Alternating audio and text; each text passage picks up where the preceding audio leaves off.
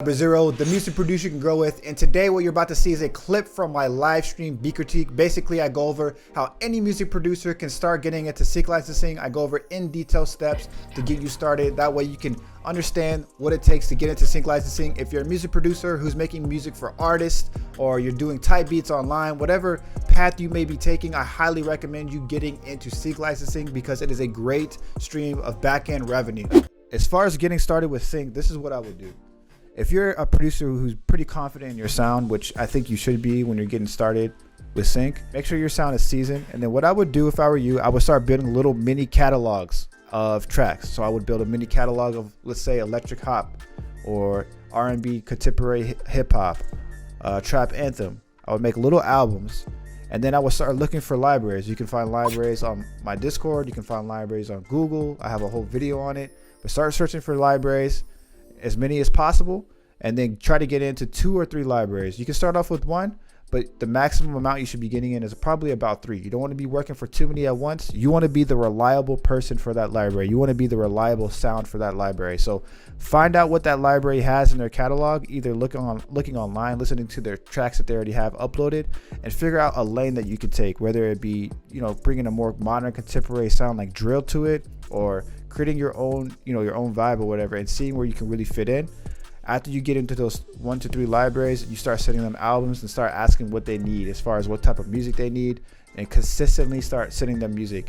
With sync licensing in the TV world in general, for TV shows, there's a very quick turnaround. What they're doing is they're hiring different people. Production companies hire people to create a show for about 9 to 12 months. They're sitting there, they're just working on that show the entire time, putting the pieces together to make that show happen. And then from there, they're moving on to the next one. It's very quick. And the amount of time that you have as far as the post-production for the actual audio part, the actual music part, is a very quick process. They want it to happen as quickly as possible while still editing the show and putting the pieces together. So making sure that you're a person who can be reliable, that you have a fast turnaround time, you're turning in music as much as possible to that library, is really going to set you far with the sync stuff. I seen an interview not too long ago. It was with on Producer Grind. I'm not going to say what producer it was, but he says he gets sync placements.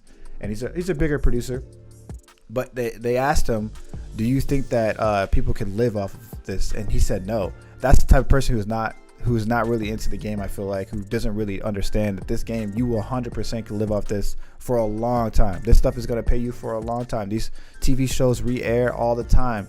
Now that stuff is switching over to Netflix, these streams are starting to go up all the time. I watched a podcast the other day from a guy who's in sync licensing, and he got placements on Breaking Bad. He said he barely made anything for Breaking Bad on AMC. 8 years later, it got released on Netflix. He said he made a ton of money compared to the money that he was making on when it was being aired on AMC, just because Netflix added it to their catalog, and everybody starts watching it. Everybody was watching it. Everybody was getting into it. I know I personally didn't start watching Breaking Bad until it got on Netflix. So just think about the longevity of your music. This is stuff that's going to be almost evergreen. This is stuff that's going to last you for a long time, depending on where your music's being placed, what shows it's being placed on, and what libraries you're working with. So that's a good way to get started. I can go into more in depth. I do go more in depth detail on my course as well.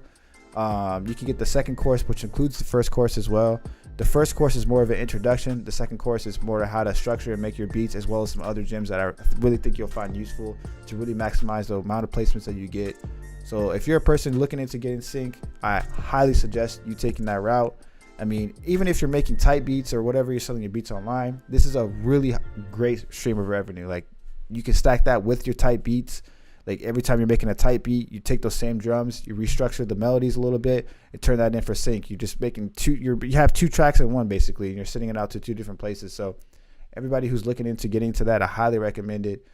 Those are the first steps that I would take, is making sure my sound is good, finding some libraries, putting an album together, or different styles if I want to take over, whether it be like a hip hop, emotional hip hop, or R&B, high energy trap music, suspenseful music. I start making these mini albums. And then what I would do from there is start submitting it to these different libraries, make a list of like 10 libraries you want to submit to, wait to hear back. When you hear back, build a relationship with them, and then be that main person they can rely on for that sound. That's exactly the steps that I would take. So hopefully that helps out. This is your boy XcaliberZero, the music producer you can grow with. If you want to submit your music to our live streams, please be sure to join the Discord community in the description below. Add your music to the share your music section, and we will go over it every Thursday live, 10 a.m. Pacific Standard Time. It's your boy XcaliberZero, the music producer you can grow with. Thanks for watching this video, and we out.